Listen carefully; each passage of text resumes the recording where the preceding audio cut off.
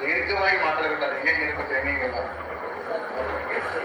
ಇಂಥ ಹಡಕೋದ ಸಮಾಜದ ಅಪ್ಪಣ್ಣವರನ್ನ ಕೊಟ್ಕೊಂಡು ನಾನು ಜನಪದ ಸಂಪ್ರದಾಯಗಳಲ್ಲಿ ಹೇಗೆ ವರ್ಣನೆ ಮಾಡಿದ್ರು, ಹೇಗೆ ಹಾಡಿದ್ರು ಅನ್ನೋದನ್ನ ನಾನು ಇಲ್ಲಿಗೆ ಹೇಳ್ತೇನೆ. ಯಾಕಂದ್ರೆ ಹಾಡು, ಗೀತೆ, ಕಥೆಗಳ ಸಂದರ್ಭದಲ್ಲಿ ನಾವು ಕ್ಷೇತ್ರ ಕಾರ್ಯಕ್ರಮ ಹೋದ ಸಂದರ್ಭದೊಳಗ ಸೋತಾನೆ ಪದಗಳಲ್ಲಿ, ಬೀಸೋ ಪದಗಳಲ್ಲಿ, ಹಂತಿ ಪದಗಳಲ್ಲಿ ಅಪ್ಪಣ್ಣವರನ್ನ ನೆನೆಸಿದ್ರೆ ನಮ್ಗೆ ಸೋಸಿ ಹಾಕ್ಕೊಡ್ತಾರೆ.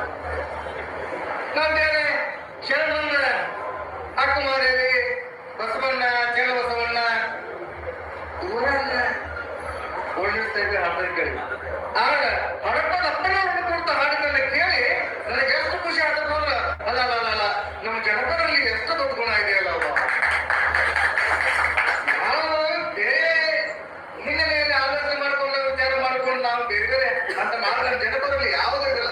ಯಾರು ಒಳ್ಳೆದಾಗ್ತಾರ, ಯಾರು ಸೇರ್ತಿರ್ತಾರ, ಯಾರು ನ್ಯಾಯ ಇರ್ತಾರ ಅವರ ಬಹಳ ಬೇಗ ಅವ್ರನ್ನ ಸ್ವೀಕಾರ ಮಾಡ್ತಾರ. ಯಾಕಂದ್ರೆ ಬಸವಣ್ಣನವರು ಹಡಪದಪ್ಪನನ್ನ ಅಷ್ಟ ಕಾರ್ಯದರ್ಶಿಯನ್ನಾಗಿ ಮಾಡ್ಕೋಬೇಕಾದ್ರೆ ಹಡಪದಪ್ಪನವರ ಬುದ್ಧಿವಂತಿಕೆ ಹೇಗಿತ್ತು ನಾವು ಲೆಕ್ಕ ಹಾಕ್ಬೋದು. ನಿಮ್ಗೆ ಇನ್ನೊಂದು ಕಡೆ ಹೇಳ್ತೇನೆ, ಬಸವಣ್ಣವರನ್ನು ಯಾರಾದ್ರೂ ಕಾಣ್ಲಿಕ್ಕೆ, ನೋಡ್ಲಿಕ್ಕೆ, ಚರ್ಚೆ ಮಾಡ್ಲಿಕ್ಕೆ ಬರ್ತಾರಪ್ಪ ಅಂದ್ರ ಬಸವಣ್ಣ ಹೇಳ್ತಿದ್ದು ಮೊದಲ ಹಡಪದಪ್ಪನವರನ್ನ ಭೇಟಿಯಾಗ್ರಿ, ಆಮೇಲೆ ನಿಮ್ ವಿಷಯ ಮನನ ಮಾಡ್ಕೊಳ್ರಿ, ಚರ್ಚೆ ಮಾಡ್ಕೊಳ್ರಿ, ಆಮೇಲೆ ಆ ಕಡೆ ಬನ್ನಿ ಅಂತ ಹೇಳ್ತಿದ್ರು.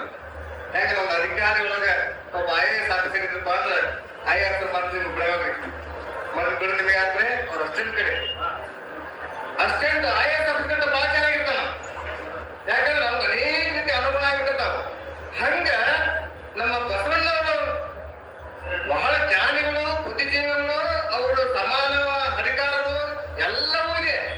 ಅದಕ್ಕಿಂತ ಅವರಿಗೆ ಸಪೋರ್ಟ್ ಆಗಿದ್ದಂತವ್ರು ಹಡಪದ ಅಪ್ಪಣ್ಣ ಅನ್ನುವಂಥದ್ದನ್ನ ನಾವು ಎಷ್ಟೇ ಹೇಳ್ಬೇಕು ಅನ್ನೋದನ್ನ ಈ ಮಾತಿನಲ್ಲಿ, ಈ ಸಂದರ್ಭದಲ್ಲಿ ನಾವು ನೆನಪಿಸ್ತೇನೆ. ಹೆಂಗ